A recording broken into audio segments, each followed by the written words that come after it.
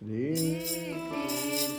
गोविंद हरे मुरारे हे नाथ नारायण वासुदेव श्री कृष्ण गोविंद हरे मुरारे हे नाथ नारायण वासुदेव हे नाथ नारायण वासुदेव हे नाथ नारायण वासुदेव हे नाथ नारायण वासुदेव हे नाथ नारायण वासुदेव श्री कृष्ण गोविंद हरे मुरारे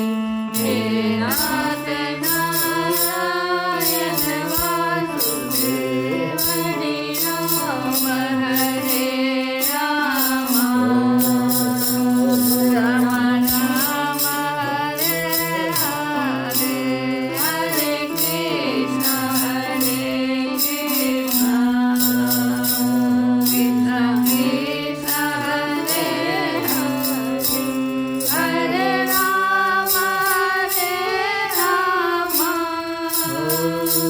राम राम राम हरे हरे हरे कृष्ण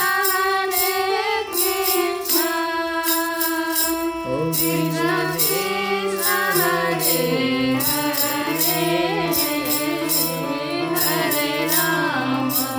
हरे राम राम राम हरे हरे हरे कृष्ण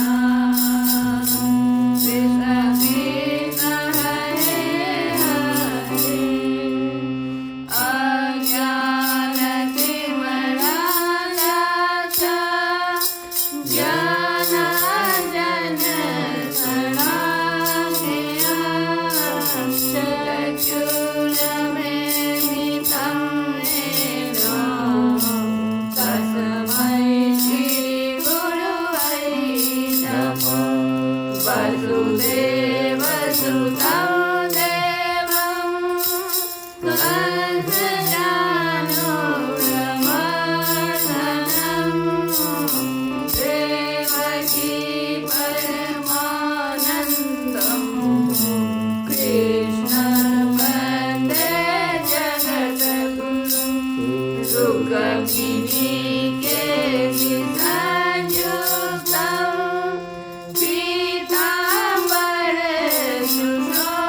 पीताम्बरसुशोभितम्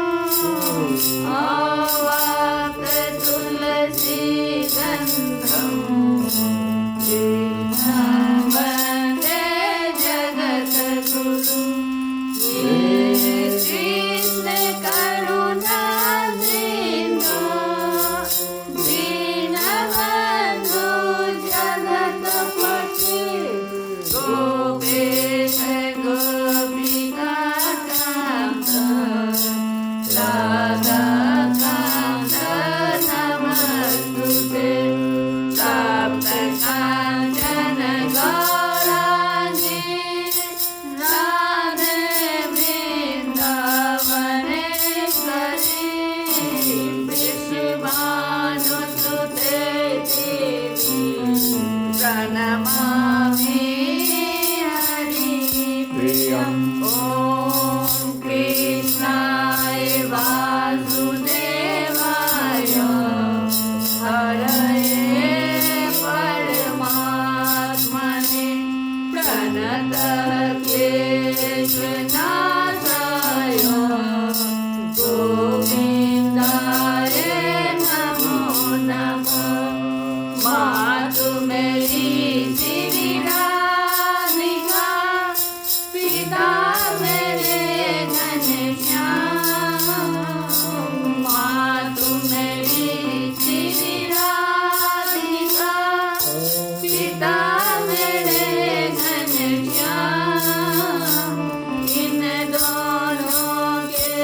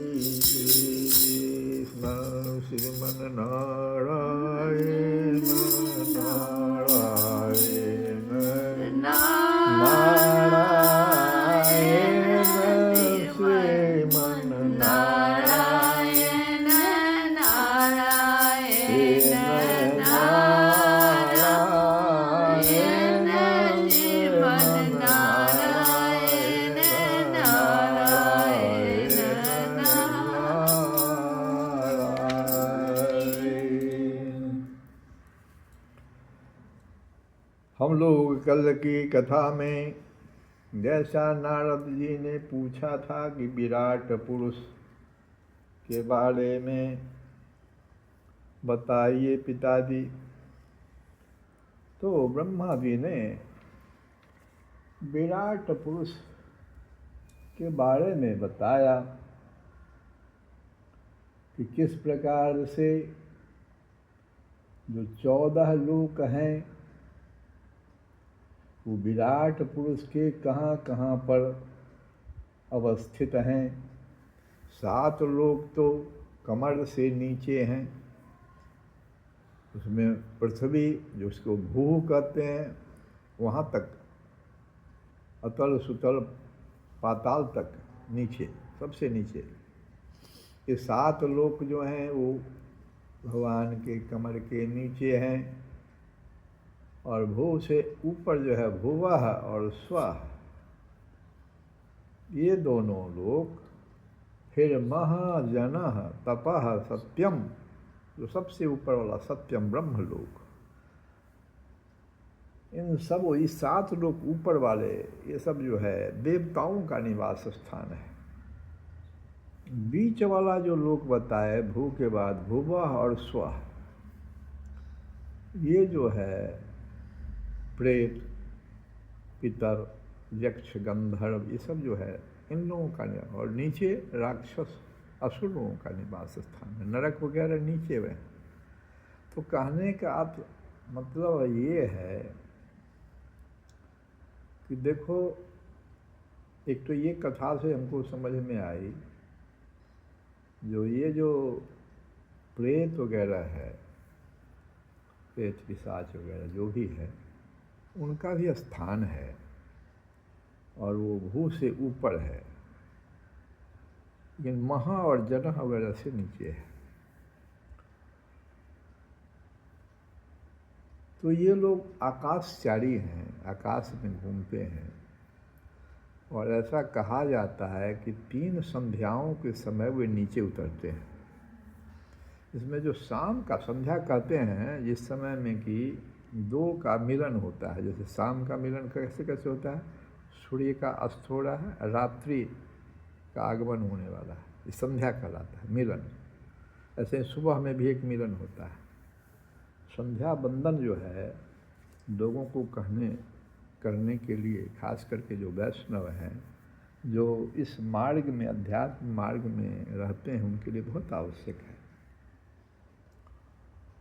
तो वो लोग जो है संध्या के समय में, त्रिसंध्या में नीचे, खास करके शाम वगैरह के समय में, और देखो उनके पास भोगने की शक्ति जो कोई ये नहीं है, साधन नहीं है। हम लोग के पास तो शरीर साधन है ना, शरीर साधन है, तो उससे हम लोग अपने 5 कर्मेंद्रियाँ, ज्ञानेंद्रियाँ, मन बुद्धि सबको लगा करके कुछ भोगते हैं। वो लोग कैसे भोगते हैं? वो हमारे शरीर में अशुद्ध अवस्था में प्रवेश कर जाता है, जब ऐसे समय में हम लोग कहीं इधर उधर गलत काम में लगे हुए हैं।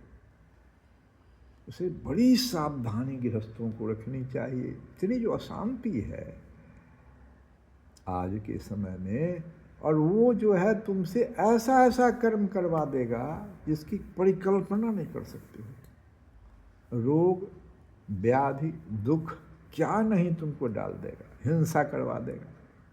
तुमको साधन तो तुम्हारा है, वो साधन का उपयोग कर लिया, बुद्धि को कब्जे में ले लिया। ध्यान दीजिए, इसलिए संध्या के समय में अशुद्धावस्था में नहीं रहना चाहिए। वो उसको अशुद्ध अवस्था वाले को पकड़, उसमें वो प्रवेश कर जाता है। ये जो बात समझ में आई, और ये सब जो है भगवान के विराट रूप में उनका स्थान है, उन लोगों का रहने का। अब नारद जी ने अगला प्रश्न कर दिया, जो हम बता दिए 14 लोक भगवान के शरीर में अवस्थित है। ध्यान दीजिए आप।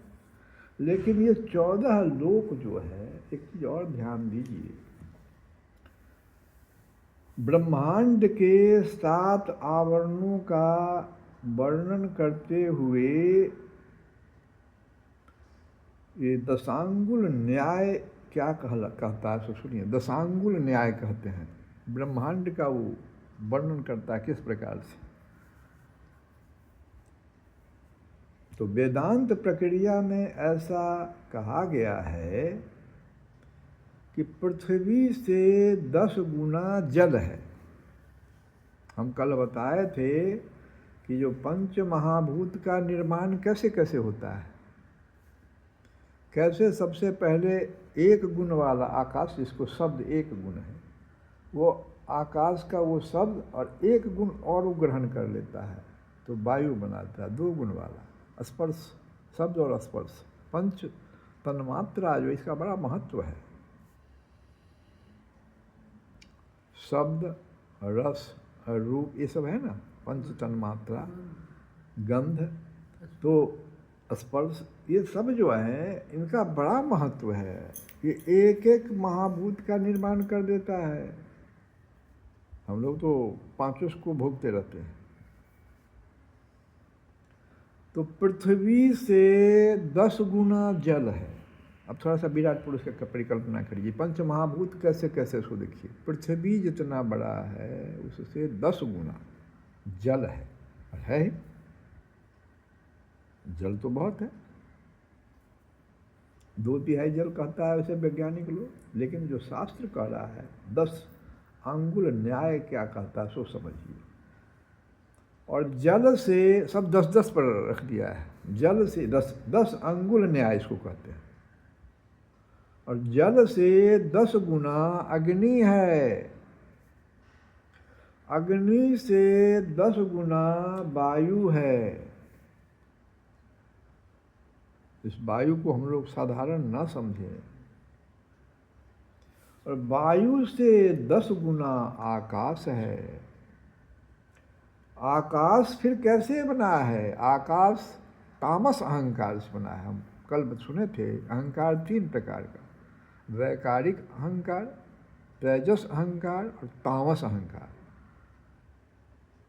सत्य, रज और तम, इसी से हैं। एगो से ब्रह्मा जी, एगो से विष्णु भगवान, एगो से भोले बाबा। ये तम जो प्रधान भोले बाबा, उनके कंट्रोल में सब बात है। तामस प्रधान अहंकार।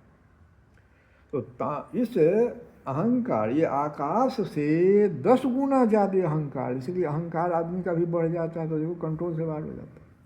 समझा नहीं सकते तुम, किसी भी शास्त्र से नहीं समझा सकते। गलत दिशा में अगर अहंकार बढ़ गया, अहंकार आप कीजिए ना, भक्ति का अहंकार आप में हो, भगवान के हम बहुत बड़े पुजारी हैं, इसका अहंकार बनाइए, बहुत अच्छी बात है। हम बहुत बड़े दानी हैं, इसका अहंकार कीजिए। करना तो नहीं चाहिए, लेकिन गलत दिशा में अहंकार, बड़े भारी ज्ञानी हम हैं, गलत बात। और अहंकार से 10 गुना ज़्यादा महत तत्व है, क्योंकि अहंकार का निर्माण महत तत्व से हुआ है। और महत तत्व से 10 गुना, महत तत्व का निर्माण किससे हुआ? तो मूल प्रकृति है, प्रकृति से हुआ है।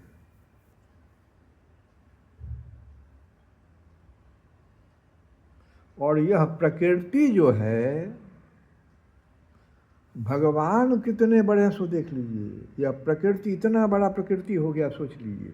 और भगवान के केवल एक चरण, एक पाद में अवस्थित है, बस एक के पाद में पूरी प्रकृति। सोच लीजिए आप, कहाँ गया ब्रह्मांड और कहाँ गया आपका सब कुछ। तो ये भगवान की महत्ता, ये विराट स्वरूप उसको प्रकट करता है, ये 10 अंगुल न्याय सिद्धांत जो है। तो ब्रह्मा जी ने ये नारद जी ने पूछ दिया कि उस विराट स्वरूप की रचना तो बता दिए, उनका विभूति बताइए, ऐश्वर्य बताइए। तो ब्रह्मो, तो वहाँ पर आया है कि ब्रह्मोवाच, ब्रह्मा जी अब कह रहे हैं, सुनो नारद, वाचाम वहनेरमुखं क्षेत्रं छन्दसां सप्तधातवः।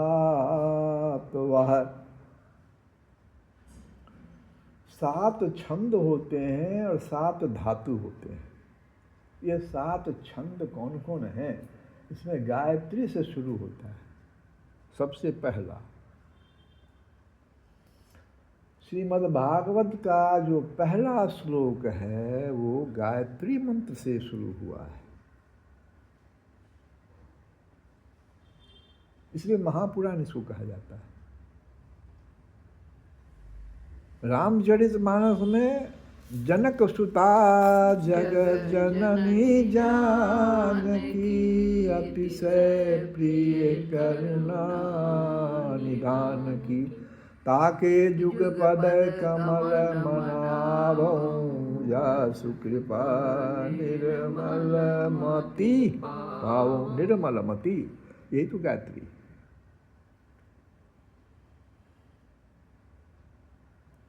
वाचां नरमुखं क्षेत्रं छन्दसां सप्तधातवः। हव्य कव्य, ये हव्य और कव्य क्या होता है भी जान लीजिए। हव्य कहते हैं जो भगवान को अन्न चढ़ाया जाता है, उसको हव्य कहते हैं। और कव्य कहते हैं जो हमारे पितर और अन्य देवताओं को चढ़ाया जाता है, उसको कव्य कहते हैं। और इन दोनों से जो प्रसाद बन गया वो हम लोगों के लिए अमृत के समान कहा गया है। हव्य कव्यामृतान्नानाम, अमृत के समान वो अन्न हो जाता है। फिर आप चढ़ा दीजिए, ये सब भगवान के चीज हैं, ये ऐश्वर्य विभूति है। ये अन्न जो है भगवान का विभूति है। 7 जो रस हैं, 7 धातु पहले कौन कौन है? विधातु की चर्चा हुई थी ना, सप्त धातु है ना, और सप्त छंद। तो छंद पहले 7 कौन कौन है? गायत्री, त्रिष्टुप, जगती, बृहति, पंक्ति और अनुष्ठप। अनुष्ठप का हम लोग बहुत प्रयोग करते हैं। अनुष्ठप, अनुष्ठप छंद कहता है। अनुष्ठप छंद में ये दोहा लिखा हुआ है। रामचरितमानस में बहुत जगह आएगा अनुष्ठप। ये सब भी आता ही है, सब जगह। जगती, बृहति सब आता है, पंक्ति। ये सब 7 जो हैं छंद हैं, ये सब भगवान की विभूति हैं। गायत्री भगवान की विभूति। गायत्री से अगर कोई भी शास्त्र शुरू हो गया तो वो जो कहलाता है महापुराण कहलाता है। ये जो हमारा श्रीमद् भागवत है गायत्री से शुरू हुआ है। इसलिए सत्यम परम धीमहि, धीमहि गायत्री का ही उच्चारण।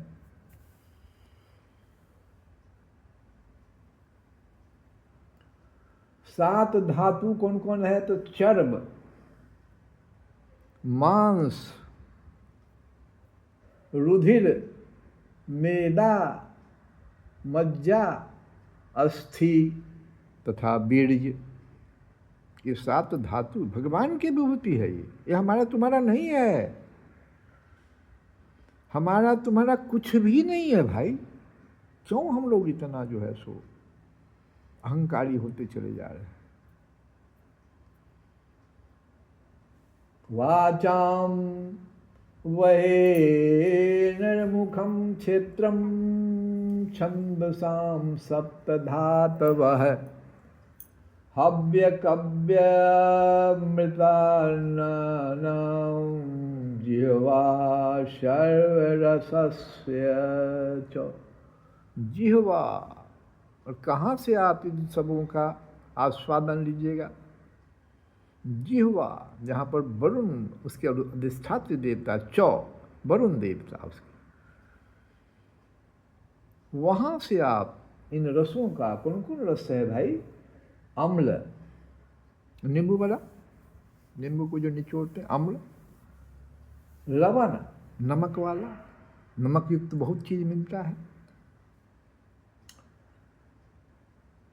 कटु, कटु में कौन सा आता है? एक कटु आता है और एक तिक्त आता है। तो कटु क्या हुआ, तिक्त क्या हुआ? तिक्त में तो मिर्ची हो गया, कटु में क्या आता है? ये करेला वगैरह जो है, नीम वगैरह। और कसाय में क्या आएगा? आंवला और जो हम लोग खाते कसाय कहते हैं, कसाय जैसा। ये सब जो रस हैं ये भगवान के विभूति हैं, जिह्वा से हम लोग ग्रहण करते हैं। और जिह्वा के देवता वरुण अधिष्ठात्री देवता हैं, और वरुण भगवान के अंश से है, उसको जिह्वा का अधिष्ठात्री देवता बना दिए।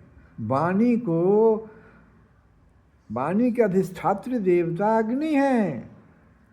जिसका वाणी बहुत तेज है, अग्नि, वो अग्नि उसका तेज है। लेकिन बहुत आदमी ऐसा है जो बोल नहीं पाता कुछ। अधिष्ठात्री देवता अग्नि उससे अप्रसन्न है।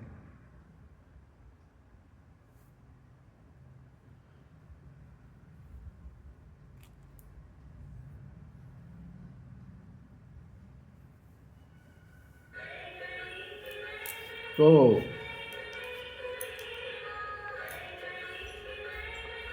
विभूतियों का वर्णन करते हुए ब्रह्मा जी कहते हैं कि उन्हीं विराट पुरुष के मुख से वाणी,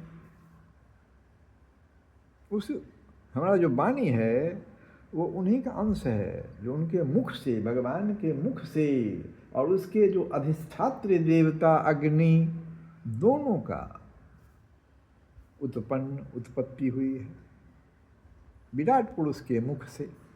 देखो विभूतियों का वर्णन, 7 वो छंद, गायत्री वगैरह जो 7 छंद बताए, ये सब उनकी 7 धातुओं से निकले हैं। धातु हम बताए कौन कौन धातु?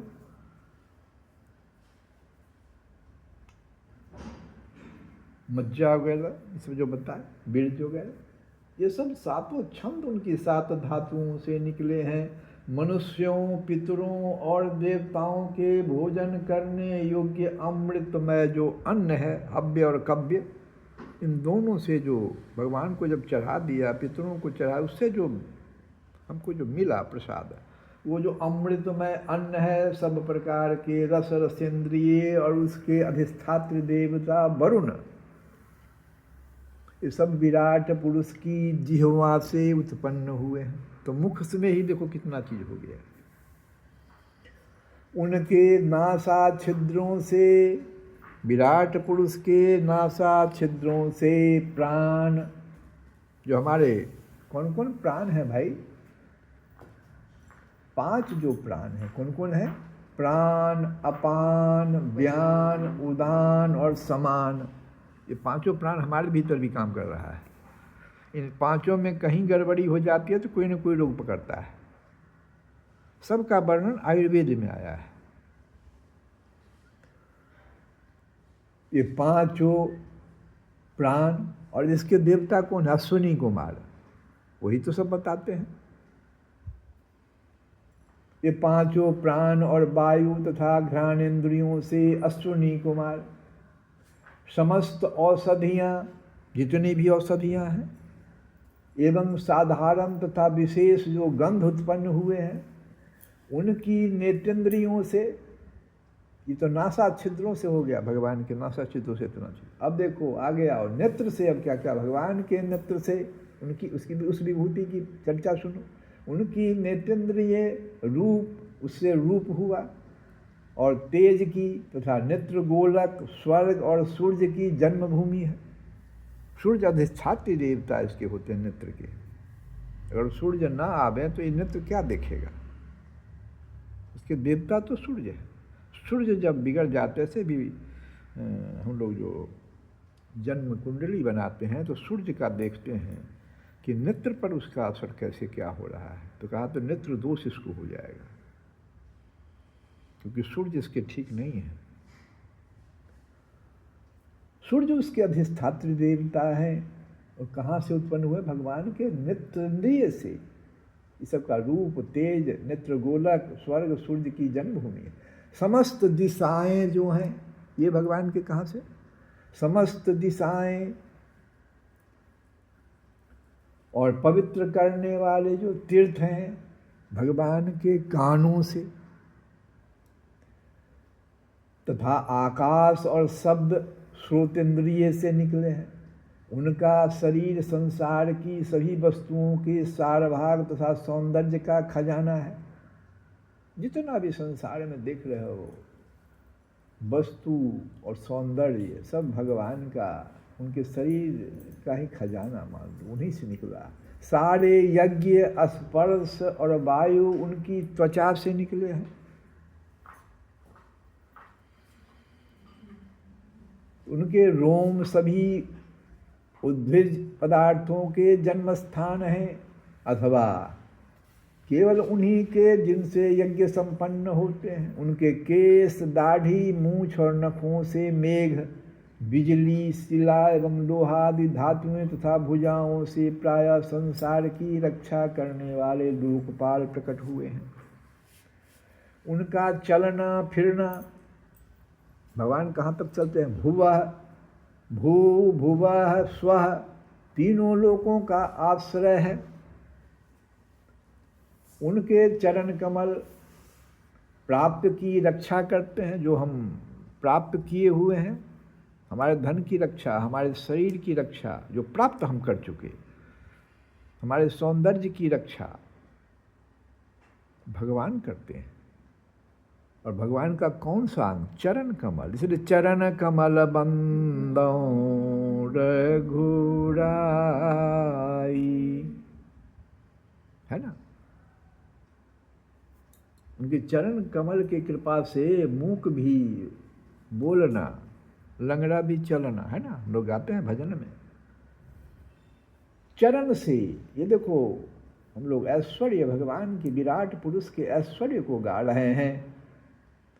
सुनने से, इसको सुनने से मनुष्य जो है बहुत सारे अपने पापों को नष्ट कर लेता है, सिर्फ सुनने से।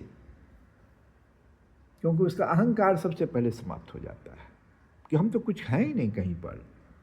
जब ये 14 लोक में देखो, पृथ्वी से 10 गुना जल, जल से 10 गुना अग्नि, अग्नि से 10 गुना वायु, वायु से 10 गुना आकाश, आकाश से 10 गुना अहंकार, अहंकार से 10 गुना महत्तत्व और महत्तत्व से 10 गुना प्रकृति। भगवान जब इच्छा किए, माया प्रकृति को थोड़ा सा क्षोभ उत्पन्न कर दिया। कल की कथा में हम सुने थे किस प्रकार से ये 3 जो गुण हैं, सत्व, रज और तम, कैसे कैसे अहंकार तक पहुंच गया। अहंकार फिर 3 भागों में विभक्त हो गया। सत्य से आधारित अहंकार, जिसको वैकारिक अहंकार, ज्ञान शक्ति के लिए वो देवताओं का वो निवास स्थान बना दिया। तेजस अहंकार, स्वर्ग का निर्माण कर दिया।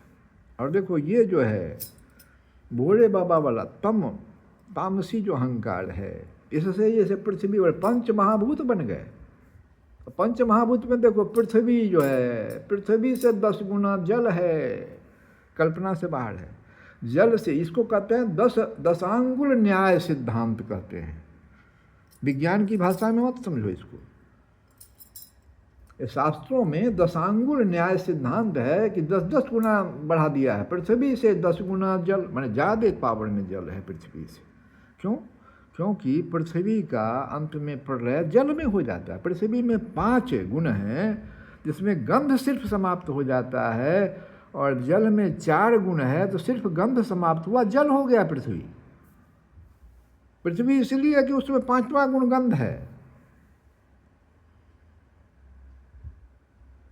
और आकाश में तो एक ही गुण है, शब्द। वो कितना बड़ा है सोचो। पृथ्वी से 10 गुना जल, जल से 10 गुना अग्नि, अग्नि से 10 गुना वायु, वायु से 10 गुना आकाश। और आकाश का निर्माण हुआ है अहंकार से। आकाश से 10 गुना अहंकार, अहंकार से 10 गुना महत्तत्व, क्योंकि प्रकृति से सबसे पहले महत्व तत्व भगवान के द्वारा इच्छा किए महत्तत्व का निर्माण हो। ये सब हम लोग कल की कथा, परसों की कथा में सुने हैं। तो वही तो कह रहे हैं, सब विभूति भगवान का। देखो सारे यज्ञ स्पर्श और वायु उनकी त्वचा से, उनके रोम सभी उद्भिद पदार्थों के जन्म स्थान हैं। उनके केश, दाढ़ी, मूछ और नखों से मेघ, बिजली, शिला एवं लोहा आदि धातुएं तथा भुजाओं से प्रायः संसार की रक्षा करने वाले लोकपाल जितने भी हैं, हम लोग जो पूजा करते हैं तो लोकपाल की पूजा करते हैं। पहले ये भगवान के भुजाओं से उनका देखो प्रकट हुए, उनका चलना फिरना, भू भुवा स्वा, ये तीन ही लोक तक।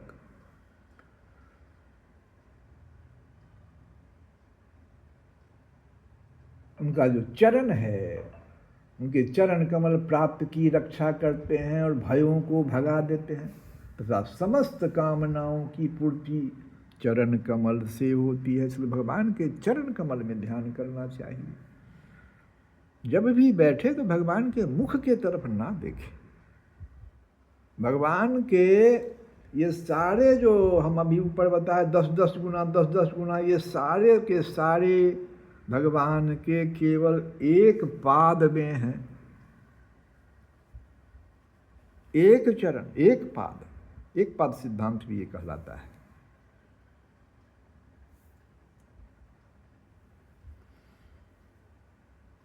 उनके चरण कमल प्राप्त की रक्षा और भयों को भगा देते हैं तथा समस्त कामनाओं की पूर्ति करते हैं। हम लोग उस विराट पुरुष के भजन को अभी आगे और भी ब्रह्मा जी ऐश्वर्य बताएंगे। हम लोग आज यहीं पर रुक करके बोल हरि बोल, किनका भजन करोगे? उन्हीं भगवान का भजन करो। बोल हरि बोल हरि बोल हरि बोल केशव माधव गोविंद ओ केशव माधव गोविंद बोल हरि बोल हरि बोल केशव माधव गोविंद नाम प्रभु का है सुखकारी, नाम प्रभु का है सुखकारी, नाम प्रभु का है सुखकारी। ओ पाप कटेंगे क्षण में भारी, पाप कटेंगे क्षण में भारी। ओ नाम का पी ले, ओ नाम का पी ले अमृत को। बोल हरि बोल हरि हरि हरि बोल केशव माधव गोविंद ओ केशव माधव गोविंद। ओम केशवाय नमः, ओम माधवाय नमः, ओम गोविंदाय नमो नमः। हम लोग गाते हैं श्री कृष्ण गोविंद हरे मुरारे हे नाथ नाथ